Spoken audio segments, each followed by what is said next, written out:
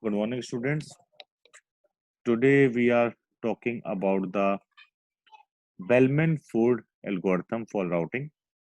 So, in yesterday's uh, video, we just defined the routing algorithms and Disjecta's algorithm. So, today we are talking about the Bellman-Ford. So, let's start. As we know that routing algorithm are used to find out the shortest path from a vertex to all the other vertex in a weighted graph. So we just define the algorithm in the form of graph because there are so many intermediate nodes are defined, and like routers, hub, switch, gateways, all these devices in the computer network are defined as a vertices in a weighted graph, and we just define the network in the form of graph. So Bellman-Ford algorithm also help us to find out the shortest path from a vertex to the all other vertices of a weighted graph. So uh, there is a graph. In a given graph, we just define the source vertex and find the shortest path from source vertex to all other vertices in the given graph. So in Bellman-Ford algorithm, why we use Bellman-Ford algorithm? We have already the Disjecta's algorithm. So what is the need that why we use the Bellman-Ford algorithm? Because the graph may contain the negative weight edges. So when the graph contains the negative weight edges, we just use the Bellman-Ford algorithm to find out the shortest path. So in yesterday's lecture, I just defined the Disjecta's algorithm, and as we know that Disjecta's algorithm is a greedy algorithm, and the time complexity is uh, n log n or v log v, what we can say. So here v is the number of vertices defined. So a Disjecta is a greedy algorithm basically, and a Bellman-Ford is a non-greedy algorithm. So when we encounter with a negative edges in a particular given graph, weighted graph, then we use the Bellman-Ford algorithm. Now, what are the steps of algorithm which we are using? And just uh, I define, just go to the detailed steps which are used in the algorithm. So first is the input. What is the input in the graph? What is the input in the algorithm? In input part, we just define the graph with a source vertex SRC, which is defined. So here the source vertex is defined with the SRC. Now output is the shortest distance to all vertices from source. Means जितने भी हमारे vertices होते हैं graph के अंदर, वहां source से लेके उस vertices तक का नेगेटिव शॉर्टेस्ट डिस्टेंस हम इस एल्गोरिथम के थ्रू डिफाइन करते हैं. So now, as I told you that this algorithm used when there is a negative weight is there. So if there is a negative weight cycle is there, then shortest distance are not calculated. So by this graph, we just report that there is a negative weight cycle in a graph. So यहाँ पे in this when the particular vertices has a negative weight, then the shortest path cannot be calculated, or if the path is comes in the negative form, then the negative weight cycle is reported, that there is a negative weight cycle in the graph. So let's start with the step. So in step number 1, in this step, it initializes the distance from the source to all vertices as an infinite. So in particular first step, we just define that all the distances are infinite. We just don't, and the distance to the source from source to source is defined at 0. So we just create an array of distance from one vertices to the another vertices, or we can say from source vertices to the destination vertices. So as we just go through it, then step by step we calculate the short distance. So in second step, we calculate the short distance from source vertices to a particular connected vertices which are to the vertices which are connected to the source. Clear? So This steps we just repeated for every vertices or every node in the graph until we just trace out all the vertices of the graph. Clear? तो जब तक हम सारे vertices को define नहीं कर लेते, trace नहीं कर लेते, तब तक हम स्टेप्स रिपीट करते रहते हैं. So for this, if the so let's do the following. If v1 times, where v is the number of vertices in the graph, if distance v is greater than distance u, clear? So here you define the initial weight of the graph. Then we add the weight of the edge ub and then update the distance v. If distance v is equal to distance u plus distance weight of the edge ub, so we just add the distance when we traverse in the graph. So in third step, this step reports if there is a negative weight cycle in the graph. If second step, we just repeat the second step until the all the vertices are traced or not, or when the all the vertices are traced. And in third step, we just report if there is a negative weight cycle in the graph. So for this, if distance v is greater than distance u plus weight of edge ev, then graph contains a negative weight cycle.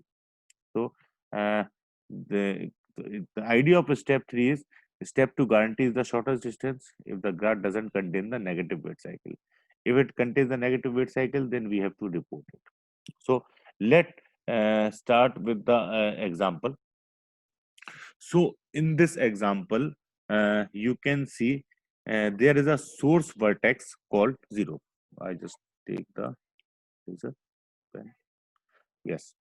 So here you can see that there is a source vertex named 0, जिसको हमने 0 से define किया, and this graph is defined with all the weights and all the vertices. So there are 5 vertices A, B, C, D, and E, and these vertices are connected via weighted A to B minus 1, A to C4, B to C3, B to D2, D to B1, B to E2, and E to D minus 3. So as you can see that there is a negative weight also defined in this graph. So for this graph, we just find out the minimum distance from the source vertex to the all the other vertices of the graph. So now let's start. So first we define the total number of vertices in the graph, which is 5, and all edges must be processed 4 times because there are 5 vertices. So we just define the 5 vertices A, B, C, D, and E. So as we know that A is the source vertices from which we have to calculate the shortest distance. So for A, we just define the 0 for the source vertex, and all the vertices it defines the infinity. So as step by step we increase, step by step we just take out or define the distance from the source vertices to the all other vertices B, C, D, and E. So let's start. So after that, as we know that all the edges are processed in the following order. As you can see, B to C, B to E with weight 2, D to B with weight 1. Just define here. Here we just defined all the edges in the following order: D to B with weight 1, B to D with weight 2, A to B with weight minus 1, A to C with weight 4, D to C with weight 5, B to C with weight 3, and E to D with weight minus 3. So we know all the distances in a particular graph. As graph, we just find all the distances over all in a graph. So first row shows the initial distance. So in the initial distance defined as a only 0 and all are the infinities. Then second row shows the distance when edges B to E, D to B, B to D, and A to B are processed. So means in second step, we are at the source node. So we can just move up to B or up to C. Okay. So we just find out the shortest path. So from A to B, the weight is -1. So here is it is the second step. In the second step, the weight A to B is -1, which is defined here. The weight A to C is 4. So A to C weight is defined here is 4. -1 is already defined in third step. In this step, is defined. And weight A to C is further defined via B, like A to B -1 and B to C 3. So here weight is 2. So in this step, we just find out the shortest distance from A to B and A to C.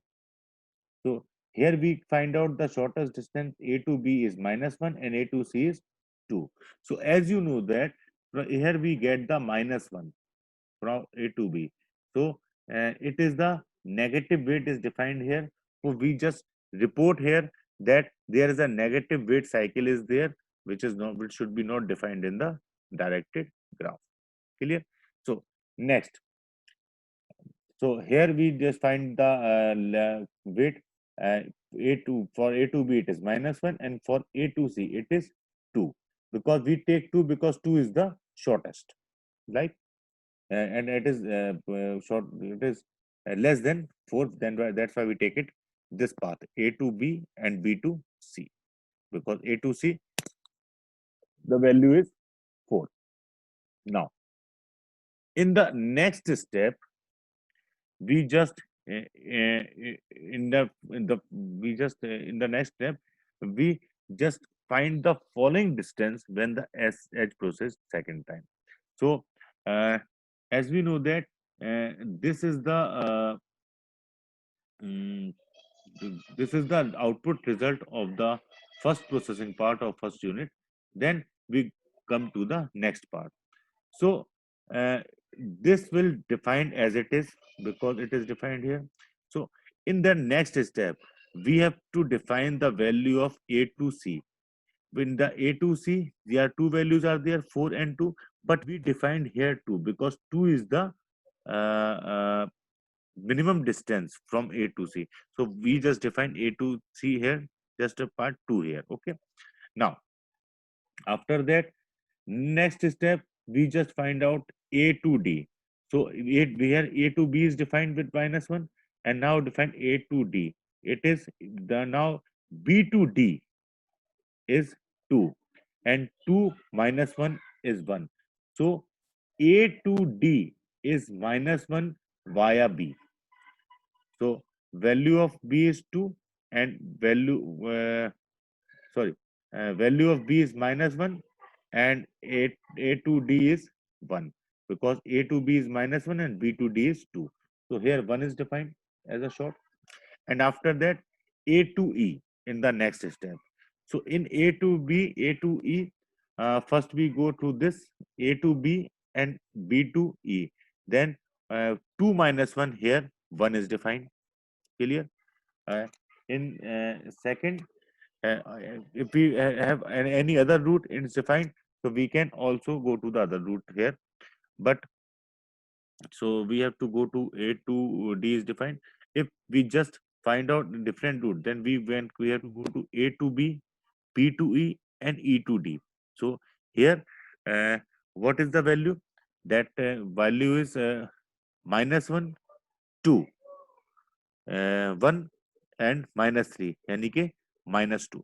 Here you find the -2. Yes, you can see here that A to D via E is -2. The -2 value is defined in this. और E की value हम देख चुके हैं. E की value we just find there is only a single path for E, that is A to B and B to E. The value is 1, जो यहाँ पे define है. Or there is no any other path which will be defined.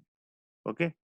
one more path is defined for C, but A to B, B to D, and D to C. So A to B is -1, B to D is 2, 1, and D to C is 5. 1 plus 5 is equal to 6. So ये बहुत ज्यादा value हो जाएगी. तो जो हमें shortest value यहाँ मिल चुकी है, we don't take this path for define the value of for A to C. So at last we just find the value of 0, -1, 2, 1, and 1. So that last we just get this value. So this is the last answer for the source to all the vertices of the graph by using Bellman-Ford algorithm. And at last we have to just report that there is a negative weighted graph is defined here at the result at the output. So we have to just report for that negative for the negative value which is defined in the Bellman-Ford algorithm. So by this method, we just find out all the shortest path and all the weight from a source node to all the nodes in a particular graph. Clear? Now, come to the most important question of routing algorithm, that difference between the Dijkstra's and the Bellman-Ford. So, as we know that both are used for the single source shortest path algorithm. Means we just define the shortest path from source to all the vertices of the particular graph. So the main difference is that the Bellman-Ford works on a graph who has negative edge weight. If we just define the Bellman-Ford algorithm only for when there is a negative edge weight are there. But disjunct algorithm may or may not give the correct result in this case. Okay, because it works on a spanning tree. It हम spanning tree basically define करते हैं, spanning tree के साथ काम करते हैं डिजेक्टास में. So it may be give the correct result or may not give the correct result, depend on it whether. So after that, but Bellman-Ford algorithm does not work if the graph contains negative weight cycle. Although it detect the negative weight cycle, and but it cannot work if the graph contain negative weight cycle. जैसे negative weight cycle मिलता है, so step 3 हमने जो बताया था आपको, just wait, मैं दोबारा बताता हूँ, ये step 3. So step 3 is report if there is a negative weight cycle in the graph. So in Bellman-Ford, as just find out there is a negative weight cycle in the graph, it just report it. Okay. Now, and Bellman-Ford is slower than the Dijkstra's algorithm because here in Bellman-Ford it works on a spanning tree.